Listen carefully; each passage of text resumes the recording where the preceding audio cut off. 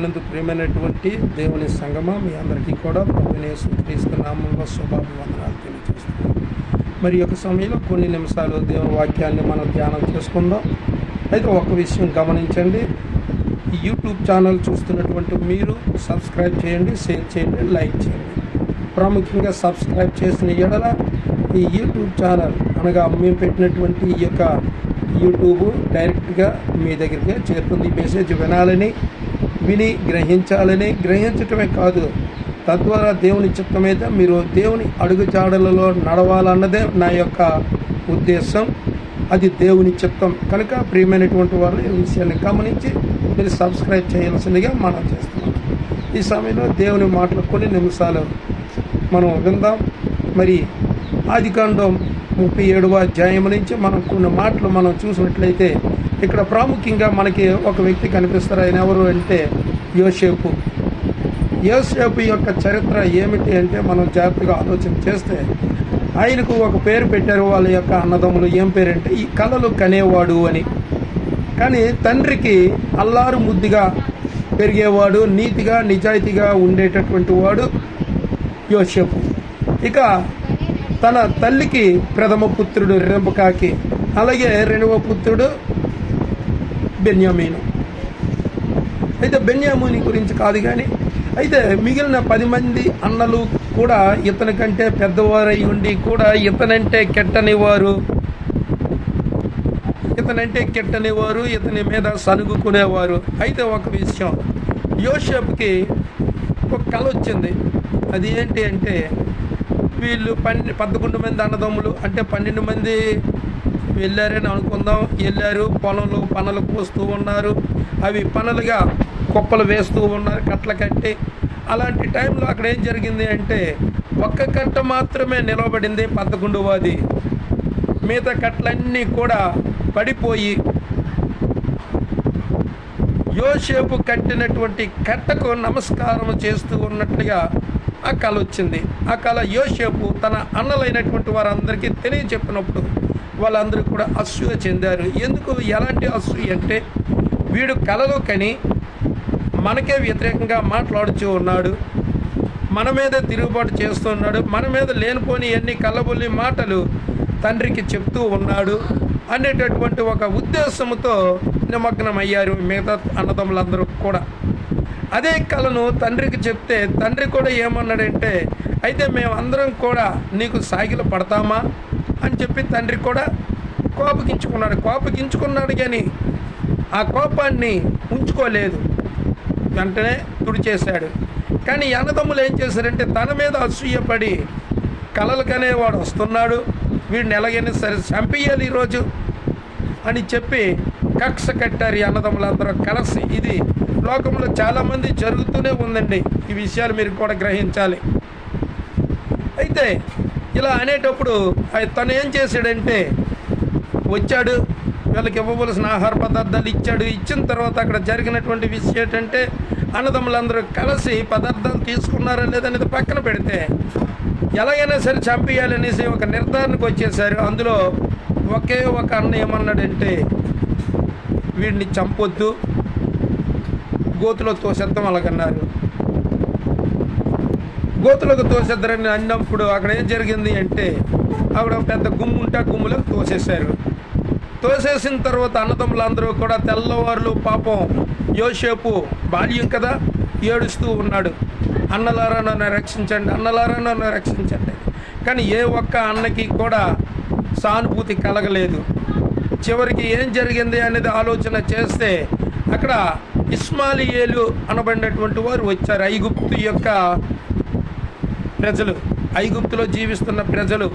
వాళ్ళు ఏం చేశారంటే వెళ్ళిపోతూ ఉంటే ఈ యొక్క అన్నదమ్ములు వాళ్ళను పిలిచి ఈ గోతులో ఉన్నటువంటి ఆ యొక్క యోసేపును బయటకు తీసి అక్కడ అమ్మినట్లుగా మనం చూస్తూ ఉన్నాం.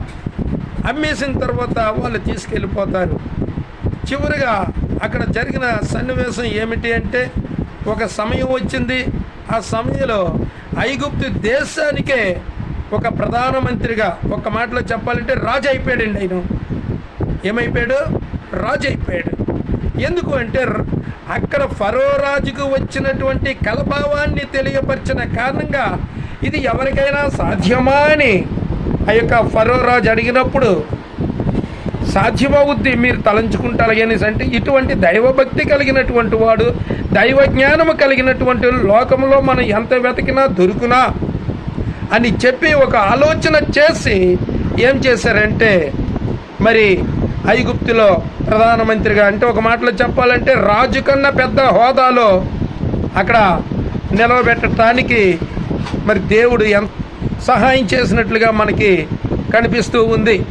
అలా సహాయం చేసిన కారణంగా దేశానికి ప్రధానమంత్రి అయ్యాడు ఆ యొక్క యోసేపు.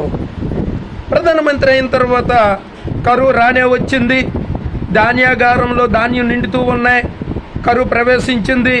అనేకులు వస్తున్నారు, ధాన్యం కొనుక్కుంటున్నారు, వెళ్తూ ఉన్నారు.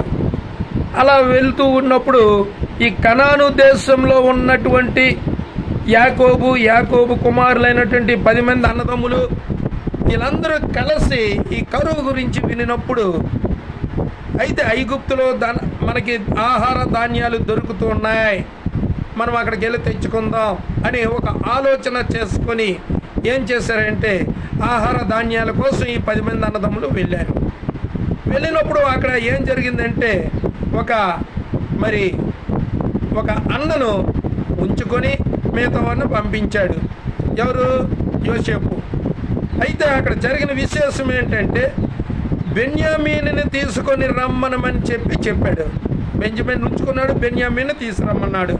అప్పుడు వీళ్ళందరూ వెళ్ళి తండ్రి దగ్గర చెప్తే తండ్రి అంటాడు, ఒకడు చిన్నప్పుడే పోయాడు, ఇప్పుడు వీడిని కూడా నేను పోగొట్టుకెళ్ళాను, నేను దుఃఖంలో ఉన్నాను, నా కడుపు కోత పెట్టకండి, నన్ను ఇబ్బంది పెట్టకండి అని ఎంతగానో బతిమాలుతాడు యాకోబు. ఆయన అతనికి నచ్చ చెప్పిన తర్వాత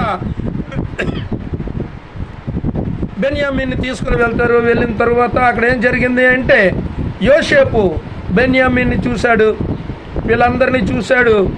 యోసేపుని గురించి అడిగి తెలుసుకున్నాడు. యోసేపు చనిపోలేదు, వాడు మీ మధ్యలోనే ఉన్నాడు అని చెప్పి తనను తానుగా పరిచయం చేసుకున్నాడు. కారణం ఏంటి అంటే అన్నదమ్ములంటే ఎవరో తను పోల్చగలిగాడు, కానీ తమ్ముడిని మాత్రం వాళ్ళు 10 మంది తమ్ముళ్ళు అన్నలో కూడా పోల్చలేకపోయారు. ప్రియ దేవుని సంగమా, పోల్చలేని స్థితిలో ఉండగా వారు అసూయకు దాసోహమైనటువంటి వారు ఆశ్చర్యపోవటానికి ఇప్పుడు కారణభూతులయ్యారు. ఆశ్చర్యపోయారు, ఎట్టకేలకు నిజాన్ని తెలుసుకున్నారు. దేవుడు అందుకే ఆ రోజు ఈ మేలు చేశాడు, ఈ కరువు వస్తుందనే సంగతి తెలిసే అని చెప్పి యోసేపు వాళ్ళకి ఈ విషయాన్ని తెలియపరచడం జరిగింది. కనుక ప్రియమైనటువంటి దేవుని సంగమా, ఈ విషయాన్ని మీరు కూడా గమనించాలని నేను తెలియచేస్తూ ఉన్నాను. ఎందుకంటే మనం చాలాసార్లు కొన్ని తప్పులు చేస్తూ ఉంటాం, అనేక మార్లు నేరారోపణలు చేస్తూ ఉంటాం, కానీ విషయాల్ని గమనించాం. కానీ ఇక్కడ యోసేపు అయితే అన్ని గమనించాడు, ప్రశాంతంగా ఉన్నాడు, దేవుని సన్నిధిలో గడుపుతూ ఉన్నాడు, దేవుణ్ణే ఆరాధిస్తూ ఉన్నాడు. అలాంటి యోసేపు చిన్నవాడు గనుక, 11వ వాడు గనుక అన్నదమ్ములను అందరినీ పోల్చగలిగాడు. కానీ 10 మంది అన్నదమ్ములు కూడా తనను పోల్చలేకపోయారు.